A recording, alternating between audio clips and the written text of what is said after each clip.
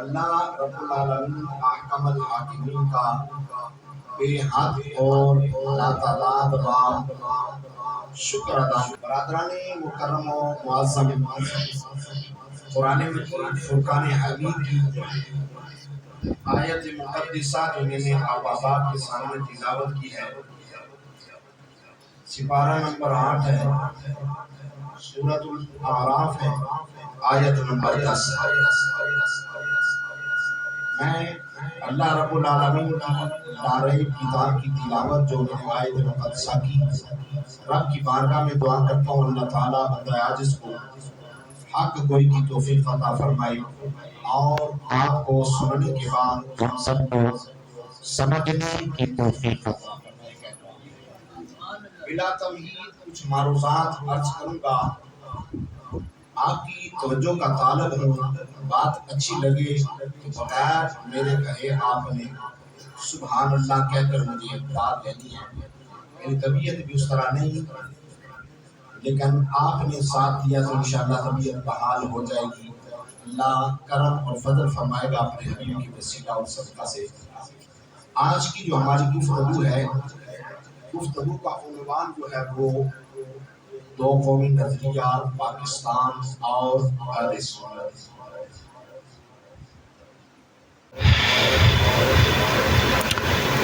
کہ یہ آج 15 اگست ہے، کل 14 اگست گزر چکی ہے۔ گزشتہ جمعۃ المبارک میں بھی میں نے کچھ باتیں اسی حوالہ سے کی تھی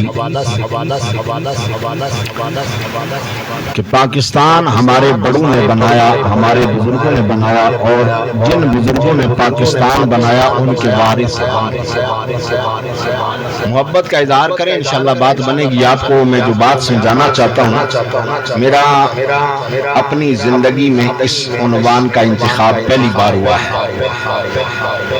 جو میں آج آپ تک پیغام پہنچانا چاہتا ہوں۔ یہ میری زندگی کا پہلا خطبہ ہے، آخری نہ ہو، کیونکہ امیدیں ابھی کافی ہیں کہ بہرحال زیادہ جینے کی بھی اتنی تمنا نہیں ہے، پر یہ جو آج کی گفتگو ہے، یہ پہلی بار یہ پیغام آپ تک پہنچانے لگا ہوں۔ آپ نے بھی اس کو بڑے احسن انداز میں سننا ہے اور مجھے سبحان اللہ کہہ کر داد دینی ہے۔ سبحان اللہ یہ اللہ کا ذکر ہے، اللہ کی تسبیح ہے، اور اللہ کے گھر میں بیٹھے جتنی بار سبحان اللہ کہیں گے اللہ آپ کو اجر عطا فرماتا ہے۔ میرے محبوب کے غلاموں، پاکستان جن لوگوں نے بنایا ان کے وارث ہم ہیں، اہل سنت و جماعت۔ ہمارے بڑوں نے پاکستان بنایا۔ اب ذرا میں اس طرف توجہ دلانا چاہتا ہوں، یہ پاکستان، پاک و ہند، یہ پاک و ہند یہ وہ سرزمین ہے جو قدیم سے جس کا نام پاک و ہند ہے، محبت کا اظہار۔ اس سرزمین کا نام شروع سے پاک و ہند نام ہے۔ یہ وہ سرزمین ہے کہ جس سرزمین پر سب سے پہلے آزان کی گونج آئی۔ یہ وہ سرزمین ہے جس سرزمین پر سب سے پہلے کوئی انسان دنیا پر نہ آیا تھا۔ پہلا انسان ہمارے باپ دادے سے آدم علیہ السلام سب سے پہلا انسان ہے۔ آپ ہی ہوئے زمین پر تشریف لائے۔ آپ کہاں سے آئے؟ آپ جنت میں تھے، اور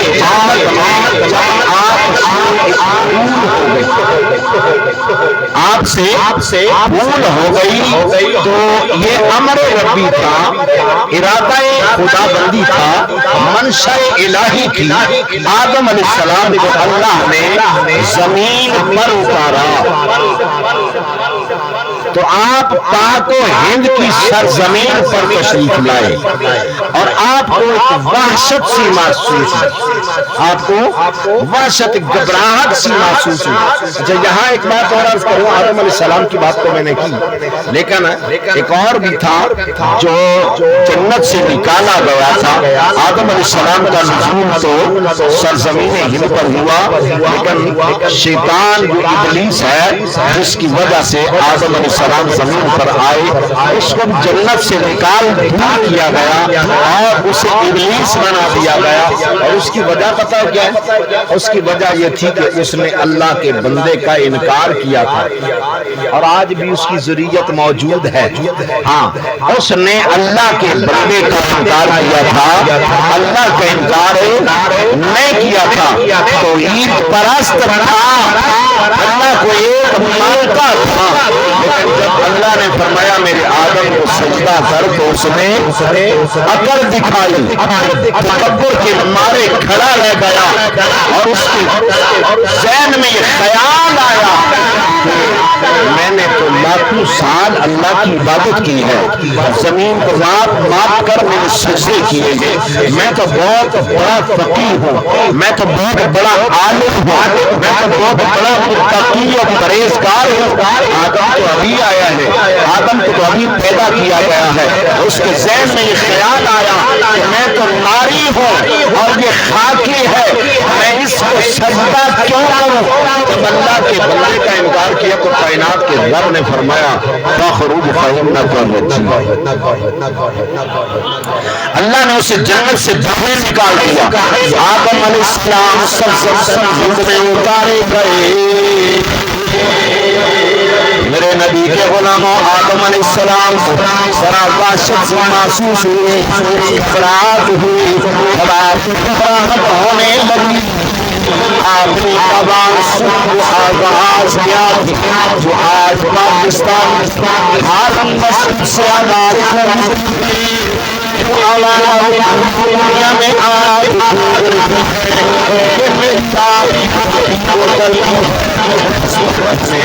سب سے پہلے وہ آواز کون سی آواز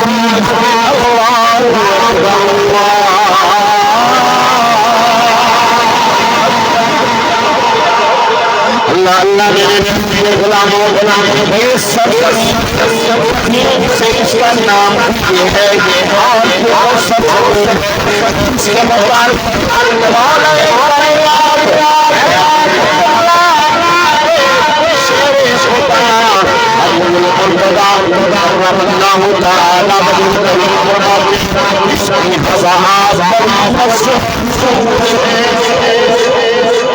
المستدرک حاکم کی روایت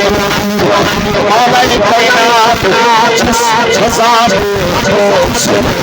ہوا کو مار وہ ہوا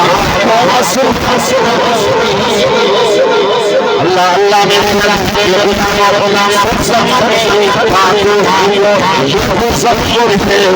جس میں سب سے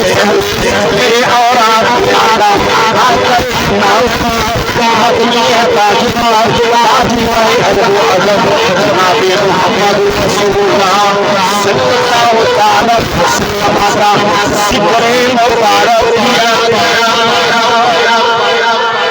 آدم علیہ السلام نے اذان کی کلمات سلسلے گھر میں آتے ہی سنے جب آپ کو سنا وحشت و گھبراہٹ جاتی نہیں اور پھر دو قومی نظر سمجھانا چاہتا ہوں کیا ہے ہم اس پہ چلے آئے ہیں ابھی تک ہمیں بتانا چلا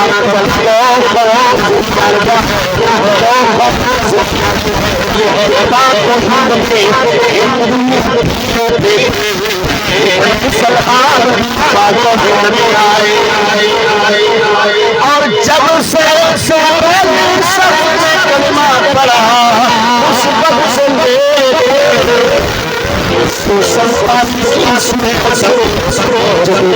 جاری یہ وہ سرزمین ہے، وہ سرزمین کا نام دیا گیا، غلاموں پاکستان بنا اس وقت کچھ باتیں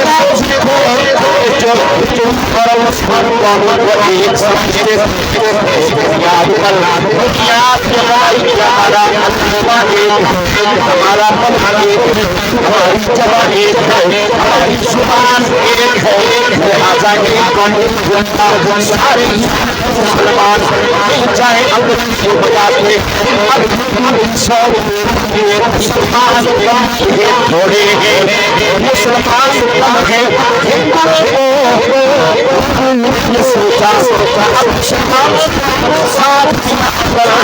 آج انگریز کو بتائیں گے ہم کریں گے، انہیں اپنا غلام بنا دیں گے، آپ سورت کے اور مشائخ کے سامنے اس کی آواز اور گاڑی کی آواز پر اس وقت بھی کچھ ایسے اللہ تھے جنہوں نے مسجد سے منتظر پر بھی ایک کوئی نظریہ پیش خطبے پڑے خالی مساجد میں بلایا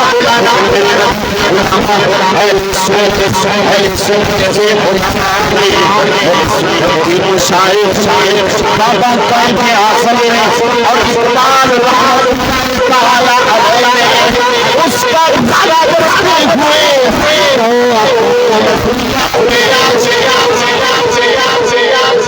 کہ ہمارا نظریہ کیا ہے، اب مسلمان کے ہمارا ایک نظریہ کب ہوتا ہے،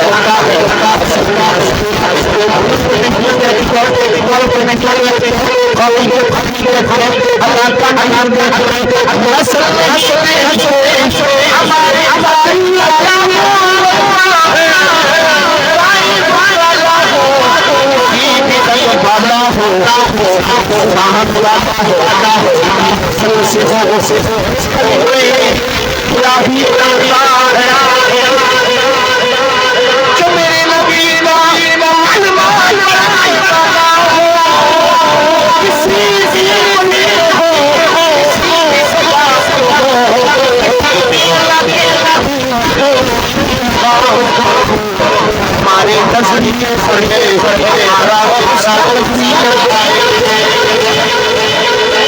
ہمارے مشائخ نے ہمارے علماء نے اس وقت بھی اس ترتیب کر کے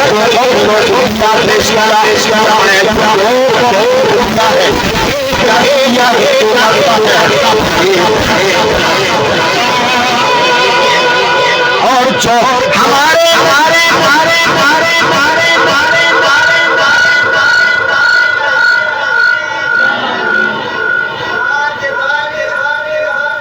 زندہ باد زندہ باد زندہ باد زندہ باد زندہ باد میرے محبوب کے غلاموں کو ہوگا اس وقت کی علماء اہل سنت میں بڑے بڑے مشائخ علماء کا نام ہے، وقت قیامت کی پیدائش میں ہر ایک کا انفرادی طور پہ ذکر کیا جائے۔ میرے نبی کے غلاموں جب نظریہ پیش کیا گیا اور مسلمانوں کو ایک نظریہ پہ جمع کر ایک نظریہ پر جمع کر کے صرف ایک پر بنانا چاہا، اس وقت ہمارے خطاب امام اہل سنت مصطفیٰ مجدد دین امام عاشق امام احمد رضا حد سے بڑے رحمت اللہ تعالی آپ کا بیان نام سامنے آتا ہے۔ آپ نے سب کیا رب کرتے ہوئے حضرت فضل حق خیر آبادی رحمت اللہ تعالی میرے اعلیٰ حضرت وہ ہیں جنہوں نے مسلمانوں میں رحمت کائنات اور سلام محبت کو ٹوٹ کے پھیلایا۔ دو قومی نظریہ کیا ہے؟ ایک مدینہ کی ریاست اگر مسلمانوں میں سب سے زیادہ کوئی عزت عظمت اور شان کی حامل کوئی دھرتی ہے تو وہ مسلمانوں کے پاس پہلے نمبر پر عرب ہے، بیت حرم ہے، مدینہ المنورہ ہے۔ کس بنیاد پر؟ یہاں بھی ایک بات اگر ایک نظریہ ہوتا تو نبی آخر الزمان صلی اللہ تعالی علیہ وسلم نے ابو لہب کو اسلام کی دعوت دی، دین کی دعوت دی، ابو جہل کو دعوت دی، مارکہ حق ہوئے، غزوات ہوئی، اور غزوات میں کریم آقا علیہ السلام نے بھی تلوار اٹھائی اور کفر کے خلاف نکلے، اپنے صحابہ کرام کو ساتھ میں لے کر اگر نسل رنگ یا علاقے کی بنیاد پر ایک نظریہ ہوتا تو پھر حضور ابو لہب اس کو پیغام حق کی دعوت نہ دیتے، ابو جہل کو حق کی دعوت نہ دیتے، حضور رحمت کائنات حنین میں تشریف نہ لے جاتے، پیغام دیا اور قیامت کا یہ بتا دیا کہ ہندو کا الگ نظریہ ہے، بدھ مت الگ نظریہ ہے، کفر سارے کا الگ نظریہ ہے، مسلمانوں کا الگ نظریہ ہے۔ میرے محبوب اللہ تعالی ہمیں سمجھ عطا فرمائے، اور پاکستان بنانے کا جو مطلب تھا بزرگوں نے کوششیں کی، اور کب سے کوششیں؟ جب سے پہلے شخص نے ہندوستان میں کلمہ توحید پڑھا، اس وقت سے کوششیں شروع ہوئی، اور 1947 تک وہ کوششیں جاری رہی۔ پھر پاکستان مارز وجود میں آیا، اور پاکستان مارز وجود میں آیا تو یہ اب ختم ہونے والا بھی نہیں۔ اور بزرگوں کی خواہش کیا تھی، ان کا نظریہ کیا تھا، اور ان کا خواب کیا تھا کہ جس طرح کل ہم نے دیکھا نا، ہم نے بچوں کو اتنے بڑے بڑے وہ باجے لے کے دے دیے، ادھر نماز ہو رہی ہے اور بھائی پڑھا کیے جا۔ میں یقین جانے کہ میں خود سوچ رہا تھا کہ بزرگوں نے پاکستان کس لیے بنا دیا، کیا ہم نے اپنے بچوں کو کیا درس دینا شروع کر دیا؟ ہم اگر بچوں کو یہ سکھا دیں کہ بیٹا یہ پاکستان اس لیے نہیں کہ پڑھا کرو، بلکہ اس لیے بنایا گیا تھا کہ پاکستان میں ہم اللہ کی عبادت آزادانہ طریقے سے کریں، ہم یہاں پر کلمہ الہی کی اور دین حق کی دعوت آزادانہ طریقے سے دیں، ہم یہاں درود مصطفیٰ کی نغمات ہم اللہ کا شکر ادا کریں، اور یہ جو ہمیں یہ پاکستان ملا ہے تو ہم اللہ کا شکر ادا کریں۔ جس آیت مقدسہ کو میں نے عنوان سخن بنایا نا، کائنات کا رب فرماتا وَلَقَدْ مَكَّنَّاكُمْ فِي الْأَرْضِ، بے شک ہم نے تمہیں زمین میں رہائش دی۔ آگے فرماتا وَجَعَلْنَا لَكُمْ فِيهَا مَعَائِشَ، اور تمہارے لیے زمین میں زندگی بسر کرنے کے اسباب فراہم کیے، اور پھر فرمایا قَلِيلًا مَا تَشْكُرُونَ، یا اللہ فرماتا پھر تم شکر تھوڑا کرتے ہو۔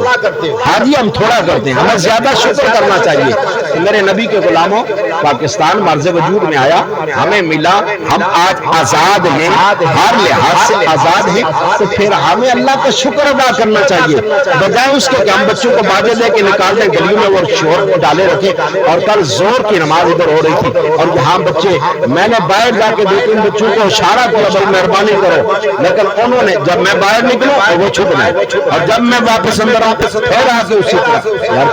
کیا ہم درس دیتے ہیں بچوں کو؟ لہٰذا یہ جو باجے والا ڈرامہ ہوتا ہے نا، یہ سارا ختم کریں، یہ اپنے بچوں کو یہ نہ لے کے دیا کریں، بلکہ اس کے بجائے آپ پاکستان کے متعلق کچھ لیکچرز لے کے دیں، اور انہیں بٹھائیں، ٹی وی پہ لگا کے دیں، موبائل میں لگا کے دیں، سارا دن ہم فلمیں اور کیسے کیا لگا کے دیتے ہیں، تو یہ نہیں دے سکتے۔ بیٹا یہ دیکھو یہ تاریخ پاکستان ہے، پاکستان بنانے کے لیے کتنی قربانیاں پیش کی گئی، قربانیوں کے بعد کیسے معارض وجود میں آیا پاکستان۔ ہم یہ چیزیں بچوں کو سکھائیں، یہ نہیں کہ پورا دن باجے دیکھ بھیج دو، اچھے کریے نہ شور پائی رکھو نہ جو مرضی کرو، یہ نہیں۔ اپنے بچوں کی، یہ بچے ہمارے آپ ہم سب بچے سانجے ہوتے ہیں، ان کی تربیت کی ضرورت ہے، ان کی تعلیم کی ضرورت ہے، باجے بجانے کی نہیں، یہ اور کسی کا کام ہوتا ہے، ہمارا کام نہیں ہے۔ اللہ تعالی ہم سب کا حامی ناصر۔